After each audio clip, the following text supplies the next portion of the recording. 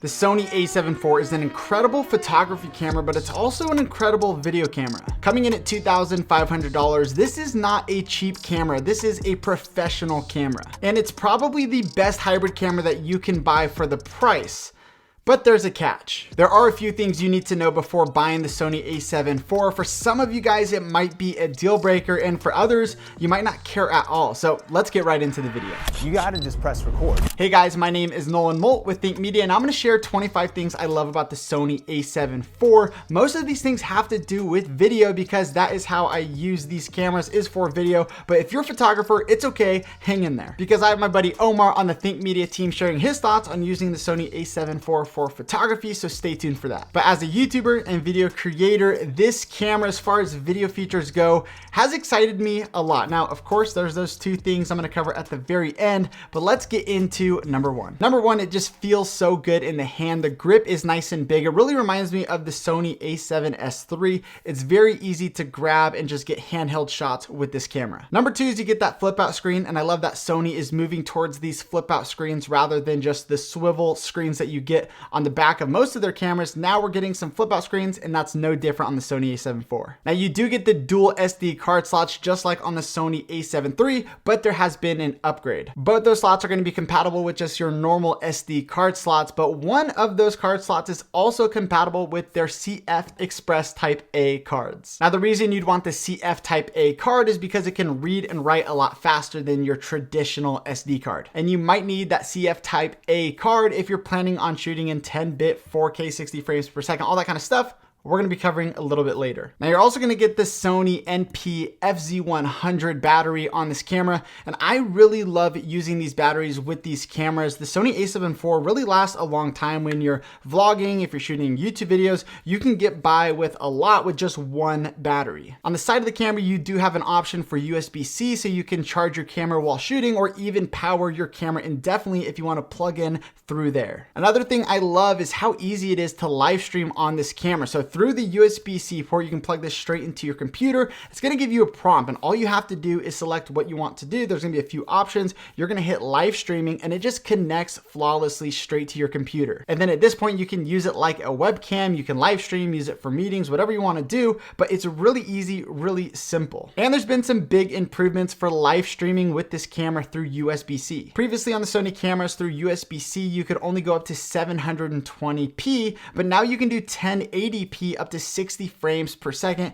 which is a huge upgrade. You're also able now to record video while you are live streaming. So when you're plugged in, you can still hit the record button on the camera, and you're able to record videos even if you're live streaming or you're on a Zoom call. You can do both at the same time. Now on top of the camera, you're gonna see a new little dial switch, and this is for photo and video mode, and you can change this, which really opens up a lot more options. Since this is really a hybrid camera, meaning it's meant to shoot photos and shoot videos on, having this has been a game changer. This allows you to really treat this camera as a photography camera with all your settings and all your setups that way, but also change it to video mode, and now all your function buttons can be different. All your presets, 1 and 2 dials, all those can be different. Now also on top of the camera, the exposure wheel is now customizable. So you can change it, you can leave it as exposure wheel, but you can also change it to white balance or shutter speed, whatever else you want to do. If you just want to move it with your thumb, make it really easy to do so. Personally, I never really use the exposure wheel, but you're able to change that now. There's also now a close shutter option. So if you power down your camera, the shutter is going to close and protect that sensor.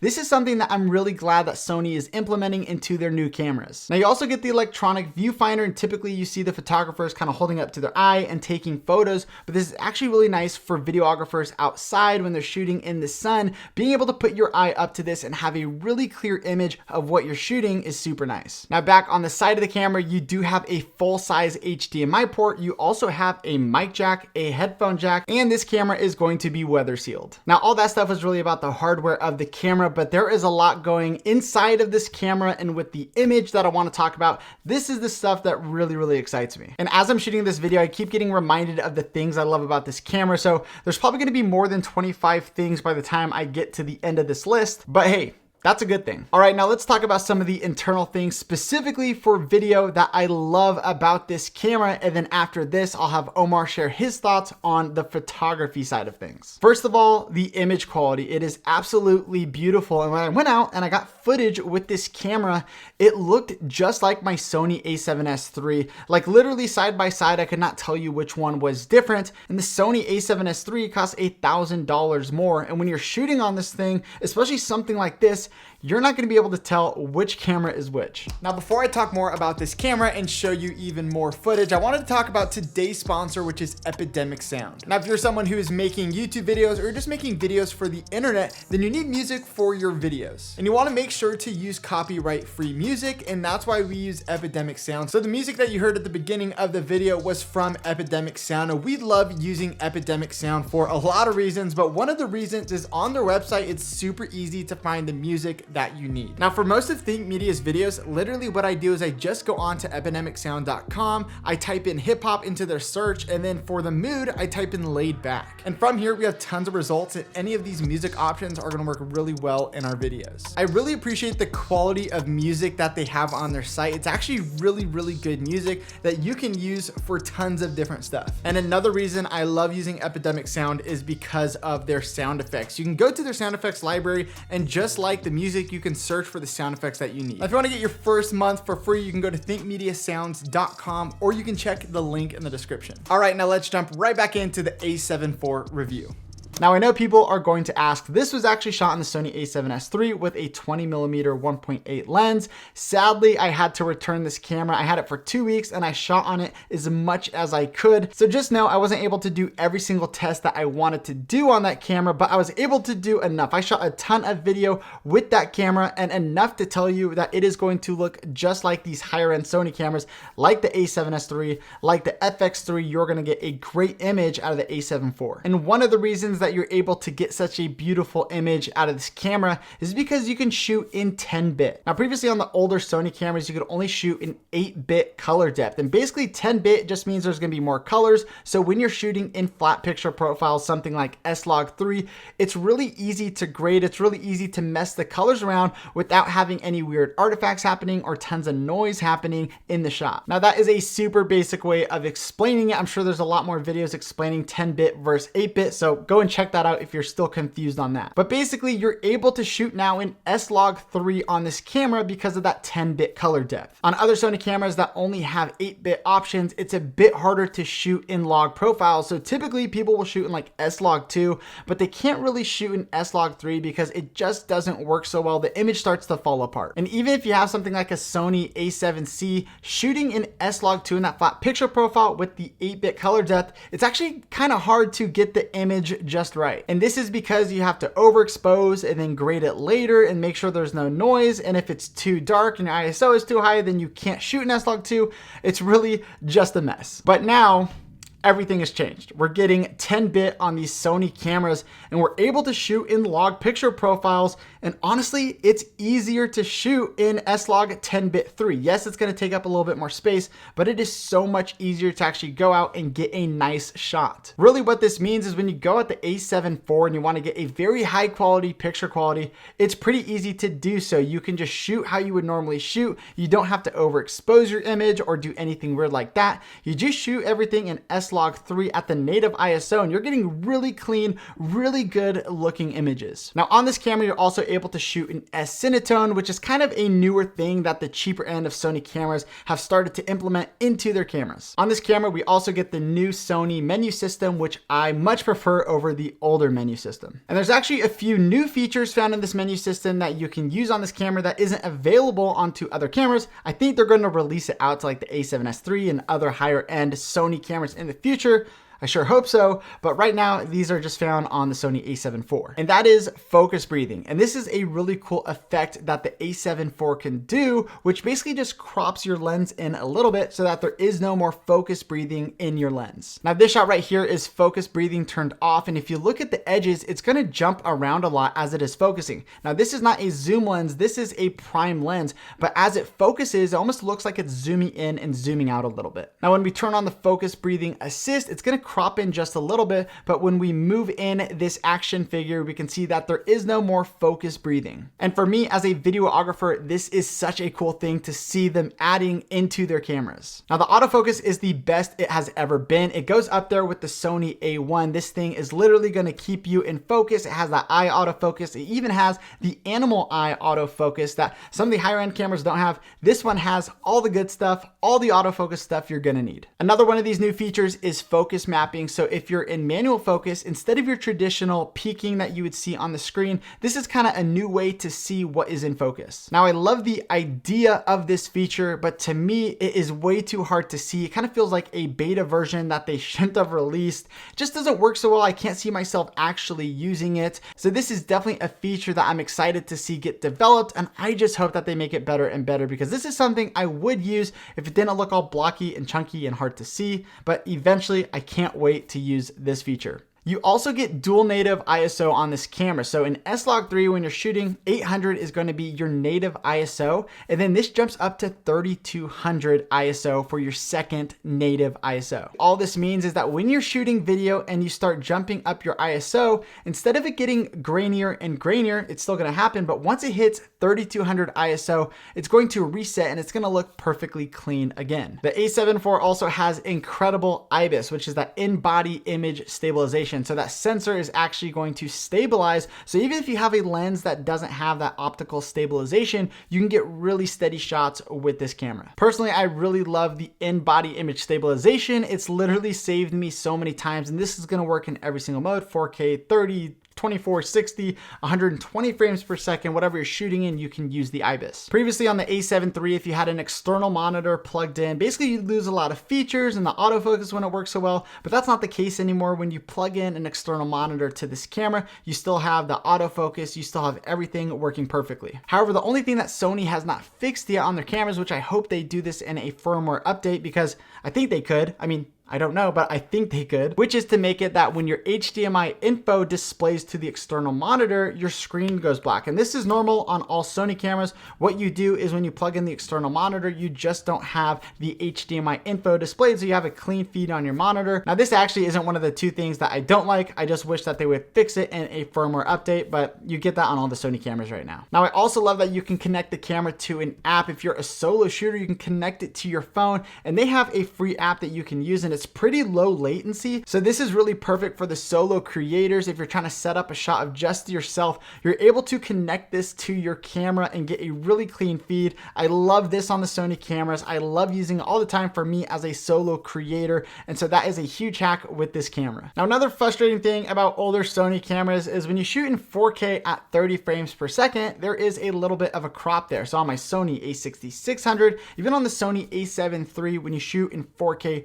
30 frames per second, you have a crop. But on this camera, there is no more crop at 4K 24 frames or 30 frames per second. There's also a cool feature for autofocus assist. So in autofocus mode, if you want to turn your lens to manual focus, you can do this without touching any buttons, changing any settings, as long as you have the autofocus assist turned on. Now, after using the A7 IV for a few weeks, there was this one feature that I really liked using. And then when I jumped back to my Sony a7S III, I was like, wait a minute, does the Sony a7S III have this feature?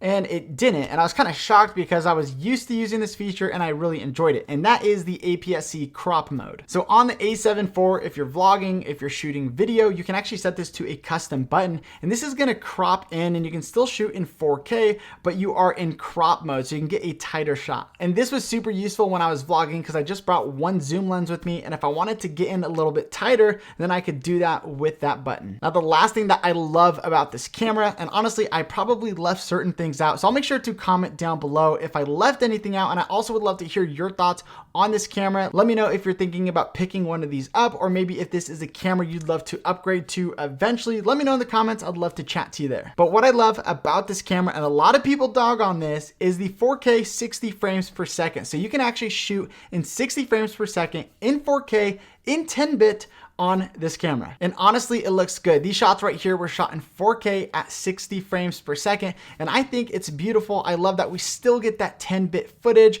the 4K. It's all crispy, it's all clear, but there's a catch. And that catch is that when you're shooting in 4K 60 frames per second, you do get a crop. So basically it's like turning on that APS-C crop. It's a 1.5 crop. Now, before I even really get into the crop and ways to avoid it, as well as another thing I don't really like about the Sony a7 IV, we are going to talk about the photography with this camera. So I asked Omar on the Think Media team to give us his thoughts on the photography capabilities with this camera. So Omar, it's all yours. Thanks so much, Nolan. And yes, I absolutely love the Sony a7 IV for photography, as it's a phenomenal photography camera. And I know Nolan's talked about some of the video specs, but man, let me tell you, if you are a photographer, this is a camera to look out for as well. And I'll talk about the reasons why, but just to show you some examples of some photos I was able to take from our Think Media leadership retreat here in Las Vegas. It just performs so good in so many different situations and circumstances.